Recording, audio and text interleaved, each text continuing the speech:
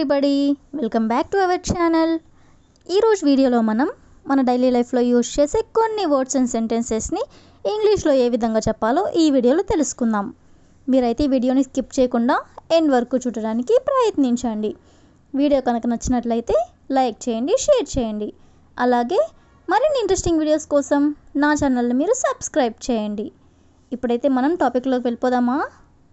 Let's get into the topic. First one is నేను పని చేయడానికి ఇష్టపడతాను. అంటే నేను ఏదైనా వర్క్ చేయడానికి ఇష్టపడతాను అని. సో దీన్ని ఇంగ్లీష్లో I prefer working. I prefer working అంటే నేను పని చేయడానికి ఇష్టపడతాను అని. నెక్స్ట్ వన్ ఈస్ నేను కాఫీ కంటే టీని ఇష్టపడతాను. అంటే నేను కాఫీ కంటే కూడా టీని ఎక్కువగా ఇష్టపడతాను అని. సో దీన్ని మనం ఇంగ్లీష్లో ఎలా చెప్పాలంటే I prefer tea to coffee. I prefer to tea to coffee అంటే నేను కాఫీ కంటే కూడా టీని ఇష్టపడతాను అని. నెక్స్ట్ వన్ ఈస్ ఖాళీగా ఉండే బదులు చిన్న ఉద్యోగం చేయాలని నేను నిర్ణయించుకున్నాను. అంటే ఖాళీగా ఉండే బదులు ఏదో ఒక ఉద్యోగం చేయాలని నేను నిర్ణయించుకున్నాను అని. సో దీన్ని మనం ఇంగ్లీష్లో I have decided to do a pretty job instead of being idle. I have decided to do a pretty job అంటే నేను చిన్న ఉద్యోగం చేయాలని నిర్ణయించుకున్నాను. ఇన్స్టెడ్ ఆఫ్ బీయింగ్ ఐడిల్ అంటే ఖాళీగా ఉండే బదులు చిన్న ఉద్యోగం చేయాలని నేను నిర్ణయించుకున్నాను. అంటే I have decided to do a pretty job instead of being idle. Next one is వాళ్ళు ఎక్కడ ఉన్నారో నాకెలా తెలుస్తుంది. అంటే వాళ్ళు ఏ ప్లేస్లో ఏం చేస్తున్నారో నాకెలా తెలుస్తుంది అని. సో దీన్ని ఇంగ్లీష్లో how do I know where they are. How do I know అంటే నాకెలా తెలుస్తుంది. వేర్ దే ఆర్ అంటే వాళ్ళు ఎక్కడ ఉన్నారో నాకెలా తెలుస్తుంది అంటే how do I know where they are. Next one is అతని తల్లి కఠినంగా ఉండేది. అంటే ఆమె చాలా రిస్ట్రిక్షన్స్ పెట్టేది అని. సో దీన్ని ఇంగ్లీష్లో his mother was strict. His mother was strict అంటే అతని తల్లి కఠినంగా ఉండేది అని. నెక్స్ట్ వన్ ఈస్ నన్ను మాట్లాడమంటావా అంటే నన్ను ఏమైనా మాట్లాడమంటావా అని ఇలా జనరల్గా అంటూ ఉంటారు కదా. సో దీన్ని ఇంగ్లీష్లో do you want me to speak. Do you want me to speak అంటే నన్ను మాట్లాడమంటావా. నెక్స్ట్ వన్ ఈస్ నేను మిమ్మల్ని ఎక్కడ కలవాలి. నేను మిమ్మల్ని ఎక్కడ కలవాలి. సో దీన్ని ఇంగ్లీష్లో wear should I meet you. Wear should I meet you అంటే నేను మిమ్మల్ని ఎక్కడ కలవాలి అని. నెక్స్ట్ వన్ ఈస్ నేను చాలా బిల్లులు చెల్లించాను. నేను చాలా బిల్లులు చెల్లించాను అంటే పే చేశాను అని. సో దీన్ని ఇంగ్లీష్లో I have to pay a lot of bills. I have to pay a lot of bills అంటే నేను చాలా బిల్లులు చెల్లించాను అని. నెక్స్ట్ వన్ ఈస్ దయచేసి నాకు కొంత డబ్బు అప్పుగా ఇవ్వండి. దయచేసి నాకు కొంత డబ్బు అప్పుగా ఇవ్వండి. దీన్ని మనం ఇంగ్లీష్లో please lend me some money. Please lend me some money. Lend అంటే అప్పు అని. దయచేసి నాకు కొంత డబ్బు అప్పుగా ఇవ్వండి అంటే please lend me some money.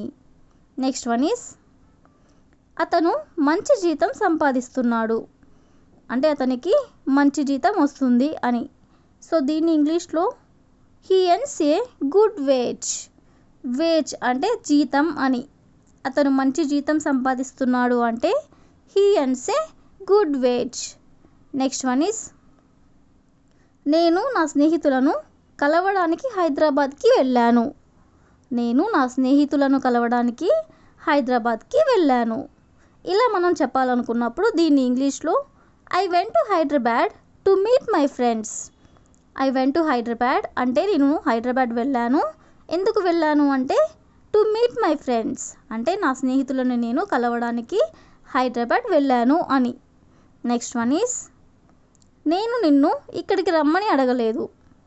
అంటే నిన్ను ఇక్కడికి నేను రమ్మని పిలవలేదు అని. సో దీన్ని ఇంగ్లీష్లో I didn't ask you to come here. I didn't ask you to come here. ఇక్కడ మనం డిడ్ అనేది ఎందుకు ఉపయోగిస్తాము అంటే ఇది ఆల్రెడీ జరిగిపోయింది కాబట్టి జరిగిపోయిన దాని గురించి మనం మాట్లాడుతున్నాం కాబట్టి ఇక్కడ మనం డిడ్ అనేది యూజ్ చేస్తాం అన్నమాట. నెక్స్ట్ వన్ ఈస్ నువ్వు అక్కడ నుండి ఎందుకు పరిగెత్తావు. నువ్వు అక్కడ నుండి ఎందుకు పరిగెత్తావు. సో దీన్ని మనం ఇంగ్లీష్లో why did you run from there. Why did you run from there అంటే అక్కడ నుండి నువ్వు ఎందుకు పరిగెత్తావు అని. నెక్స్ట్ వన్ ఈస్ నాకు ఈరోజు ఒక ముఖ్యమైన పని ఉంది అంటే ఈరోజు నాకు ఒక ఇంపార్టెంట్ వర్క్ ఉంది అని. సో దీన్ని ఇంగ్లీష్లో I have an important work today. I have an important work today అంటే ఈరోజు నాకు ఒక ముఖ్యమైన పని ఉంది అని. నెక్స్ట్ వన్ ఈస్ నేను నీ పని మనిషిని కాదు. జనరల్గా ఇలా అంటూ ఉంటారు కదా, మనకి ఎవరైనా వర్క్ చెప్పినప్పుడు మనం ఇలా అంటూ ఉంటాం కదా కోపం వచ్చినప్పుడు, నేను నీ పని మనిషిని కాదు అని ఈ విధంగా. సో దీన్ని ఇంగ్లీష్లో I'm not your servant. I'm not your servant అంటే నేను నీ పని మనిషిని కాదు అని. నెక్స్ట్ వన్ ఈస్ విద్యార్థులు ఇంకా పరీక్ష ఫీజు కట్టలేదా. స్కూల్లో ఇలా జనరల్గా అంటూ ఉంటారు కదా. సో దీన్ని ఇంగ్లీష్లో haven't the students paid the exam fee at. Haven't the students paid the exam fee at. At అంటే ఇంకా అని. విద్యార్థులు ఇంకా పరీక్ష ఫీజు కట్టలేదా అంటే haven't the students paid the exam fee at.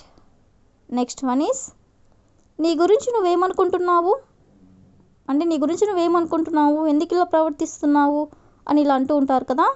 So దీన్ని మనం ఇంగ్లీష్లో what do you think of your self. What do you think of your self అంటే నీ గురించి నువ్వు ఏమనుకుంటున్నావు. నెక్స్ట్ వన్ ఈస్ నాకు ఆమె తప్ప మరెవరూ లేరు.